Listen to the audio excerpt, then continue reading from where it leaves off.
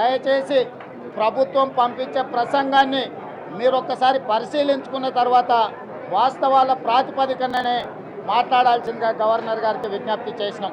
కానీ దురదృష్టవశాత్తు గవర్నర్ గారు ప్రభుత్వం ఒత్తిడికి లొంగిపోయినట్టుగా ఉన్నది. పచ్చి అబద్ధాలను ఇక్కడ రాస్తే కూడా గవర్నర్ గారు యాంత్రికంగా చదివినట్టు ఉంది. ఎందుకంటే అవినీతికి సంబంధించి ఈ రాష్ట్ర ఉప ముఖ్యమంత్రి రాజయ్య గారు అవినీతికి పాల్పడ్డారని చెప్పి మంత్రివర్గం నుంచి బర్తరఫ్ చేయడం జరిగింది. కనీసం రాజీనామా చేసుకునే అవకాశం ఇవ్వకుండా అవమానపరిచి బర్తరఫ్ చేయడం జరిగింది. రెండవది, రాష్ట్ర ప్రభుత్వం రాష్ట్రంలో జరుగుతున్న అవినీతికి సంబంధించి ఫిర్యాదు చేయండి అని చెప్పి ఒక ఫోన్ నెంబర్ ఇవ్వడం జరిగింది, కంప్లైంట్ ఫోన్ నెంబర్ ఇవ్వడం జరిగింది. వాస్తవంగా ప్రభుత్వం పారదర్శకంగా పనిచేస్తే ఆ ఫోన్కు ఎన్ని ఫిర్యాదులు వచ్చినాయి, ఎవరి మీద ఫిర్యాదులు వచ్చినాయి, ఆ అవినీతి పరుల పట్ల ప్రభుత్వం తీసుకునే చర్యలేందో గవర్నర్ గారి ప్రసంగంలో పెట్టనుంటే ప్రభుత్వం నిజాయితీతో కూడుకున్న పారదర్శక పాలనను అందిస్తుందని చెప్పి మనం అనుకొని ఉండవచ్చు. కాబట్టి ఈనాడు పారదర్శకత లేదు, అవినీతి పరులు అని చెప్పి ప్రభుత్వం ముద్రేసి తొలగించిన గవర్నర్ గారికి ఎందుకు కనిపించలేదో నాకు అర్థం కాలే. అదేవిధంగా ఈ ప్రభుత్వం ప్రజాస్వామ్య విలువలను కాపాడే విధంగా పనిచేస్తుందని గవర్నర్ గారు చెప్పారు. చివరికి గవర్నర్ గారి ప్రసంగాన్ని ఎప్పుడైనా కూడా మంత్రివర్గ సమావేశాన్ని ఏర్పాటు చేసి మంత్రివర్గం ఆమోదించిన తర్వాతనే గవర్నర్ గారికి ఆ ప్రసంగాన్ని పంపిస్తారు. ఈ గవర్నర్ గారికి ఎంత అవమానం జరిగిందంటే ఈ ప్రసంగానికి సంబంధించిన మంత్రివర్గ సమావేశాన్ని కూడా ముఖ్యమంత్రి గారు ఏర్పాటు చేయలేదు. మంత్రివర్గ సమావేశం ఏర్పాటు చేయకుండా బై సర్క్యులేషన్ ఆమోదం పొందిందని చెప్తున్నారు. ఆ సర్క్యులేషన్లో కూడా అందరు మంత్రులు సంతకాలు పెట్టినరో లేదో తెలీదు. ఎందుకంటే కేటీఆర్ అసలు లేనేలేడు, ఢిల్లీలో ఉన్నాడు. అసలు కేటీఆర్ గారు సంతకం పెట్టినరా, మిగతా మంత్రులు సంతకం పెట్టినరా? మంత్రివర్గ సమావేశం ఏర్పాటు చేయకుండా గవర్నర్ గారి ప్రసంగాన్ని ఆమోదించకుండా ఈరోజు గవర్నర్ గారి చేత సభలో ప్రసంగాన్ని చదివించి గవర్నర్ వ్యవస్థని అవమానిస్తే ముఖ్యమంత్రి గారు ఈ ప్రభుత్వం పారదర్శకంగా ప్రజాస్వామ్య విలువలను కాపాడుతుందని గవర్నర్ గారు చెప్పడం అంటే ఇది ఎంత అబద్ధమో ఒక్కసారి ఆలోచన చేయాల్సిన అవసరం ఉన్నది. అదేవిధంగా నిధుల కేటాయింపుకు సంబంధించి గత 3 ప్రసంగాలలో గవర్నర్ గారు డబుల్ బెడ్రూమ్ ఇళ్ల గురించి మాట్లాడారు.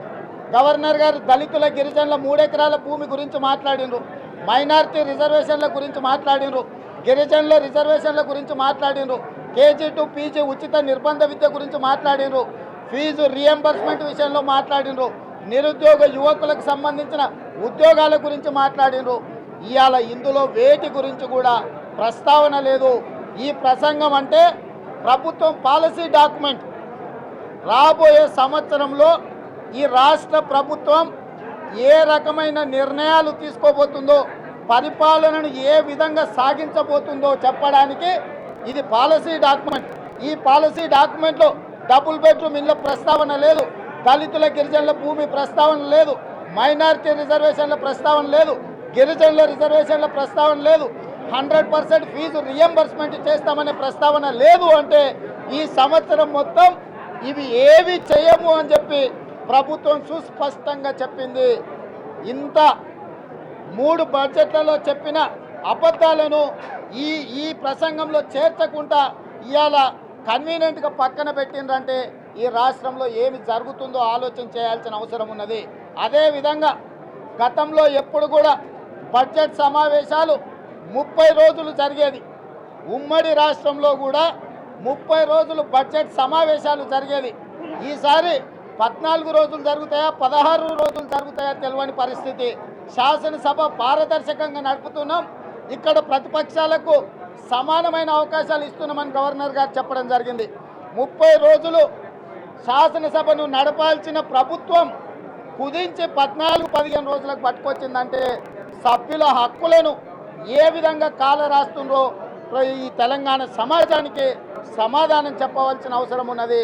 కాబట్టి ఇప్పటికైనా గవర్నర్ గారు ఈ ప్రభుత్వం తీసుకుంటున్న తప్పుడు నిర్ణయాలను మీరు సమీక్షించండి.